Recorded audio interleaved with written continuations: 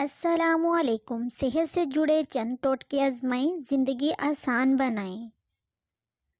ہر تیسرے دن ہاتھوں اور پاؤں کے ناخن کاٹنے چاہیے، تھوڑے تھوڑے ہی کیوں نہ ہو، اور ان پر سرسوں کا تیل لگائیں۔ ایسا کرنے سے یادداشت تیز، حافظہ قوی، اعصابی کمزوری سے نجات ملتی ہے۔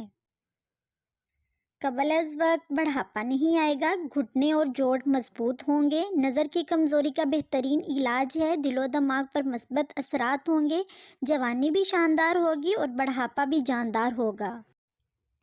صبح و شام تھوڑا سا تیل انگلی پر لگا کر ناف میں لگائیں۔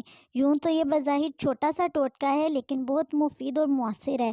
ایسا کرنے سے ڈپریشن، دماغ میں خشکی، بھول جانے کا مرض، آنکھوں کے سامنے اندھیرا چھا جانا اور سر چکرانا، سستی، کاہلی اور ڈھیلا پن، ان سب سے نجات کے لیے یہ ٹوٹکا لاجواب ہے۔ اس کے علاوہ یہ نظر کو بھی تیز کرتا ہے۔ اور اگر ابھی تک آپ نے ہمارے چینل کو سبسکرائب نہیں کیا تو ہمارے چینل کو سبسکرائب کریں اور نیچے کمنٹ سیکشن میں اپنے قیمتی رائے سے آگاہ کریں۔ اگر پاؤں میں درد رہتا ہے اور کسی طرح آرام نہیں آتا تو روزانہ پاؤں کے انگوٹھے پر سرسوں کے تیل سے مساج کر لیا کریں، درد بالکل غائب ہو جائے گا۔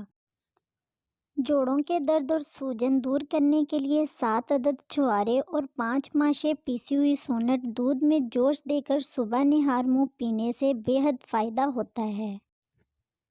سردی کے موسم میں ٹھنڈ اور وٹامن ڈی کی کمی کی وجہ سے ہمارے جسم میں اکثر درد بیٹھ جاتا ہے۔